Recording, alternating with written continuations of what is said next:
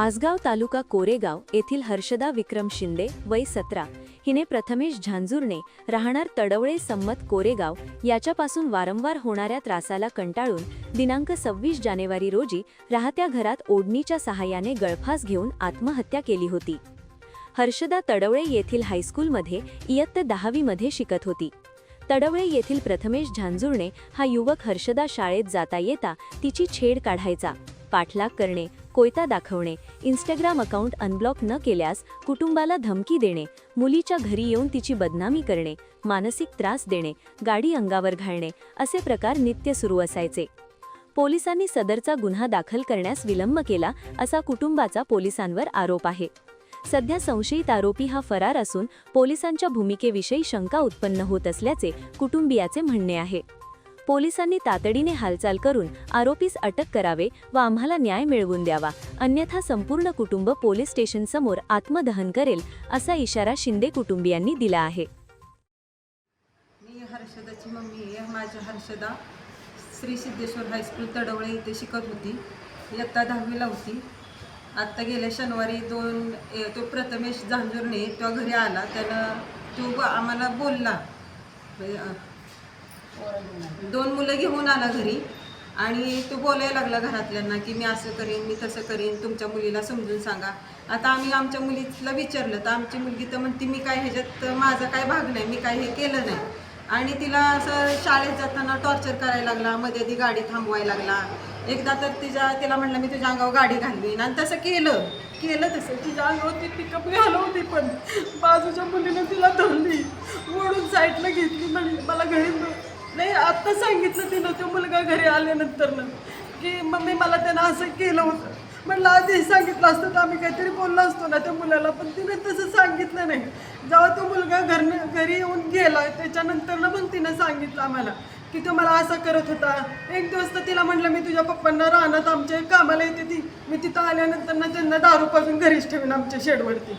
त्यामुळे तिनं एवढं सगळं आतमध्ये दाबून ठेवलं की तिनं आम्हाला कधी सांगितलंच नाही। शनिवारी 26 जानेवारीला शाळेत गेली, परेड केलं, मी ती घरी आली, मला 2 दिवस झाले राहावं म्हणून मी तिला विचारलं की म्हटलं तिला कोण काय बोललं का हर्षदानं शाळेत येताना, तर ती म्हणली नाही मम्मी मला कोण काय बोललं। मी 5:15 5:30 वाजेपर्यंत तिच्याशी बोलले हो सर तिथं। मी तिला म्हटलं तरी हर्षद तुला कोण काय बोललं का, तर नाही म्हणली मम्मी। मग एवढं सगळं झालं तरी मला तिनं सांगायचं का नाही। मी थोड्या वेळापूर्वी म्हणजे 10-15 मिनिटासाठीच मी घरी गेले, तर 6-6:30ला तर तिनं असं करून ठेवलं।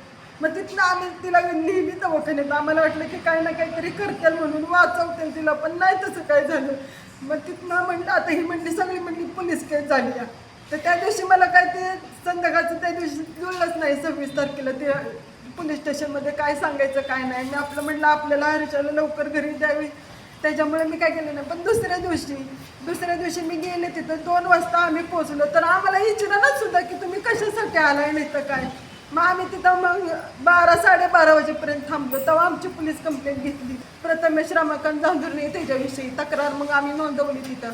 आज 10 दिवस झाले तरी आमच्या मुलीसाठी कोण काय पळणच झाले तिथं, आम्हाला काय सांगानात मी बाबा इथं तो कुठं लपून बसलाय ते सुद्धा शोधून काढा ना ती काय नाही। आता आम्ही ना एवढं अजून 2 दिवस वाट बघणार आहे, नाहीतर आम्ही आमचा निर्णय घेणार आहे काय करायचे ते पोलीस स्टेशन पाशी जाऊन आत्मदहन करणार आहे। त्याच्याशिवाय आम्ही काय पर्यायच करणार नाही। आता आम्हाला न्याय पाहिजे, बाकीचं काय नाही। त्यांनी आम्हाला एवढं पैसे देतो तेवढं पैसे देतो, ह्याचं आम्हाला काही पैशाचं हे करायचं नाही। आमची मुलगी आम्हाला आणून द्या, आम्ही तुमच्या पैशाला पण नाही चव लावत। आम्हाला पोलीस स्टेशनमध्ये पण येऊन म्हणतात की बाबा मागं घ्या, आता हे मागं घ्यायचं आहे का? आमची मुलगी आम्हाला देणार आहेत का मागं घेऊन? ही एवढं सगळं आम्ही आमच्या घरापर्यंत येते ती, माणसांना पाठवते ती, मध्यस्थी घालते ती, असं हे करा मिटवा म्हणून। नाही मी तर नाही मिटवणार मी, कारण मी मुलीची आहे आणि ही जी केलंय ती मी सगळे एकटीनं केलंय। माझ्या नावावरती त्याची कंप्लेंट केस केली आहे। मी बाकीच्यांना कुणाला हे घेतलं नाही मध्यस्थी, कारण माझ्या मुलीनं त्या मुलालाच हे करून तिनं असं आत्महत्या केली आहे आणि ती पण घरात हे केले गळफास करून घेतलाय। त्यामुळे तर मी त्या पोराला तर सोडणार नाही। सुलोचना नारायण शिंदे माझं नाव, राहणार आसगाव तालुका कोरेगाव जिल्हा सातारा। तर माझी नात 10वीला तडवळ्याला शाळेत होती, तर तिच्या मागे एक मुलगा प्रथमेश झांजुर्णे हा पाठलाग करायचा, धमक्या द्यायचा। शनिवारी तो घरी आला, 2 मुलं घेऊन आला, एकटा पण वैयक्तिक नाही. त्याच्या अगोदर एकटा यायचा जायचा का की मुलगा माझा कामाला रानामाळा जातो त्याच्यात, म्हणून आम्ही आपलं समजून घेतलं होतं. पण त्यानं धमक्यांचं हे केलं, पण आमच्या मुलीनं आम्हाला आजाजीला काही सांगितलं नाही. त्याच्यामुळे आम्हालाही माहिती नव्हतं. ज्या दिवशी शनिवारी झाल्यानंतर रविवार सोमवार मुलगी माझी चांगली घरी माझ्यापाशीच राहत होती. त्याच्यानंतर मुलगीनं शेवट कुणीच काय ऐका नाही तिचं, म्हणून तिनं ते आपलं धमकीच्या पायात तिनं ते आपला जीव घालवला. तर आता आम्ही पोलीस स्टेशनला एवढा वेळ बसलो देखील कुणी आमचं विचारच केला नाही. न करता आम्ही आपले तिथं रात काढून दिवस काढून तिथं बसून गेलो. तर आता या पोलिसांनी काय केलं पाहिजे, आमचा जीव गेलाय ना, तर त्या मुलाला पकडून शानं त्याला शिक्षाही केली पाहिजे. नाहीतर काय करणार सांगा? नाहीतर आम्ही तिथं आंदोलन करणार, आत्मदान करणार. काय की आमच्या मुलीला जी शिक्षा झाली ती त्या मुलाला बी झाली पाहिजे. आणि आम्हाला अजूनही घरी देखील येऊन शानं काय कळणार धमक्यांचं ढोस चालू आहे. काय म्हणणं आहे त्यांचं? काय धमकी म्हणजे काय देतात? धमकी कशी देतात? 50,000 आम्ही देतो, तुमच्या मुलींच्या नावानं टाकतो, केस माघारी घ्या. आम्ही केस माघारी घेऊ शकत नाही. तुमच्या लाखानं पैसे जरी टाकले तरी माझी मुलगी येणार नाही, तिचा जीव येणार नाही. फक्त इथून मोरं माझ्या ज्या गावातल्या मुली किंवा माझ्या मुली ह्यांच्यासाठी संरक्षण हे झालं पाहिजे. तुम्ही जे पैसे द्यायला तुमच्याकडं किंवा सांगायला येतात तक्रार मागे घ्या, हो. त्यांच्या विरोधात पोलीस स्टेशनला तक्रार दिली का? नाही सांगितलं अजून. फोनवर सांगितले पण अजून जाऊन सांगितलं नाही आम्ही अजून. किती लोक येतात तुम्हाला धमकी द्यायला? वाटतं ज्या मुलाला अडवतात मुलग्याला, पोराचा बाप अडवतो, वाटतं मी कुठे भेटेल तिथं थांब, मला बोलायचं. मग तुला बोलायला काय कारण आहे? आता माझा जीव गेला, वाटत माझ्या पोराला बोलून अडवून काय मिळणार आहे का तुला? त्याचं नाव सांगा, नाव काय मुलाच्या पूर्ण मागे? नाव घ्या. मुलाचं नाव माझ्या विक्रम नारायण शिंदे. रमाकांत जाधव नाही, तो मुलाचा बाप.